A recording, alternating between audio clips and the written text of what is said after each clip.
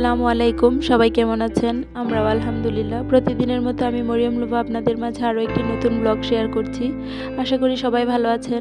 আজকের ভিডিওটা স্কুল থেকেই শুরু করছি। এখানে টিফিন টাইমে আমাদের এক ম্যাডামের খাবার ছিল। সে আজকে খাইয়েছে খিচুড়ি আর আচার। খাবারটা অসাধারণ হয়েছিল। তাকে ধন্যবাদ এত অসাধারণ মজাদার একটি খাবার খাওয়ানোর জন্য। এরপর 1:30টার দিকে স্কুল ছুটি হয়। স্কুল থেকে চলে এসেছি বাসায় এসেই বাইরের পরিবেশটা একটু দেখে নিলাম। আমার এই পরিবেশটা দেখে কখনো ক্লান্তি লাগে না।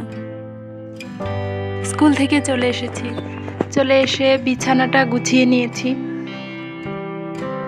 তো বিছানা গুছানো শেষ আমার। ঘরও মোটামুটি গুছিয়ে নিয়েছি, পরিষ্কার।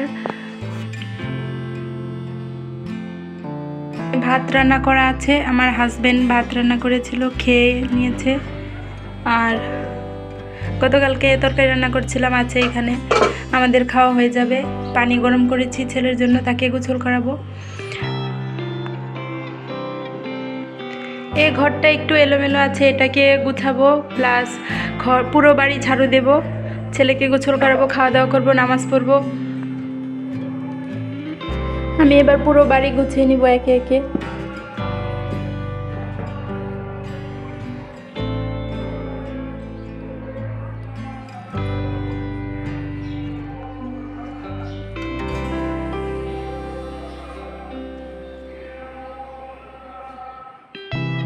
এই জানালাটা খুলে দিলে এখানে ভালো সুন্দর রোদ আসে। এই রোদে প্রতিদিন গাছগুলোকে একটু একটু করে রোদ্রে দিয়ে দেই। জানালা খোলা আছে, এইখানটায় ভালো রোদ পড়েছে, এখানে গাছগুলোকে আজও রোদে দিয়ে দিব।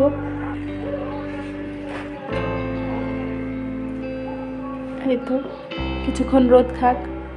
এবার আমি ঝটপট করে ঘরের বাকি কাজগুলো করে নিব। প্রথমে এখানে সোফাটা এলোমেলো হয়েছিল, এটাকে ঝাড় দিয়ে নেব।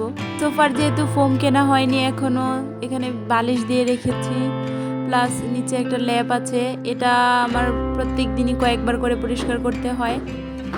দেখা যায় যে কেউ বসলেই নোংরা হয়ে যায়, এলোমেলো হয়ে যায়। এটাকে আমি গোছানোর উপরই থাকি।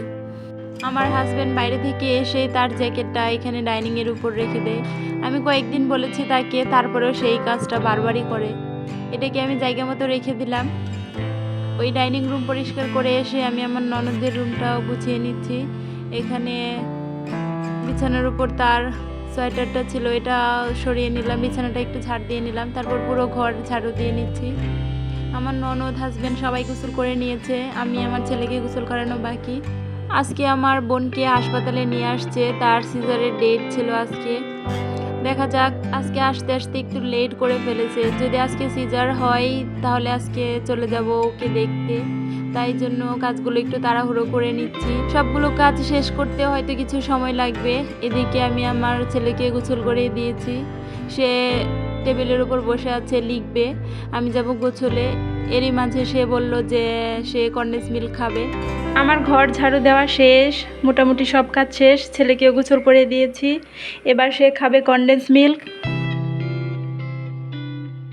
ফ্রিজ থেকে বের করে নিয়েছি। বেশি করে দিব? তুমি বলো কতটুকু বেশি করে দিতে হয় না আব্বু? এই যে ঠিক আছে, দেখি ছাড়ো, তুমি ছাড়ো, আমি দিচ্ছি তো।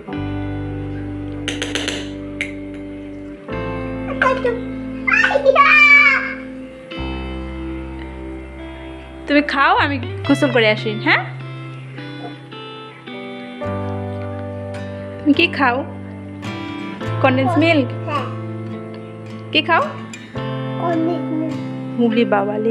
এরপর অফ ক্যামেরায় গোসল নামাজ শেষ করেছি। আমি আমার হাজবেন্ডকে আর ননদকে খেতে দিয়েছি, ছেলেকে খাইয়েছি। তারপর যখন ওকে নিয়ে একটু শুয়েছি ঘুম পাড়ানোর জন্য, তখন ফোন আসলো। আমার বোনকে ওটিতে নিয়ে গিয়েছে। আমার তো শুনে অবস্থা খারাপ। আমি কোনো মতন আমার ছেলেকে ঘুম পাড়িয়ে রেখে দৌড়ে চলে আসছি। ওকে স্বদেশ হাসপাতাল অ্যান্ড ডায়াগনস্টিক সেন্টারে ভর্তি করা হয়েছিল। আমরা সবাই ওটির সামনে ওর জন্য অপেক্ষা করছিলাম। আমার ছোট বোন ফোন দিয়ে বলল যে আপু কি জানে যে তোমরা এত মানুষ ওর জন্য অপেক্ষা করছো?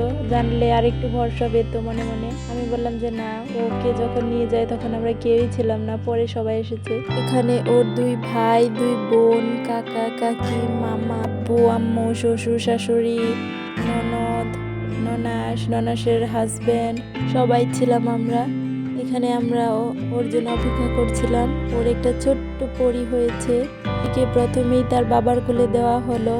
মুহূর্তটা আসলে কখনো ব্লগে শেয়ার করব ভাবিনি, বা ওই উদ্দেশ্যে কখনো ভিডিও করিনি, কিন্তু কেন শেয়ার করছি জানি না।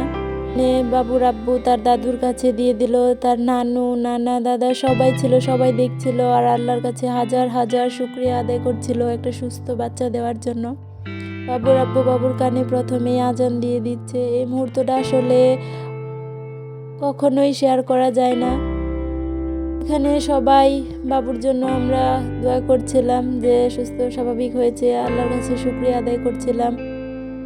আল্লাহ আমাদের পরিটাকে সুস্থ সুন্দর রাখুক, ভালো রাখুক।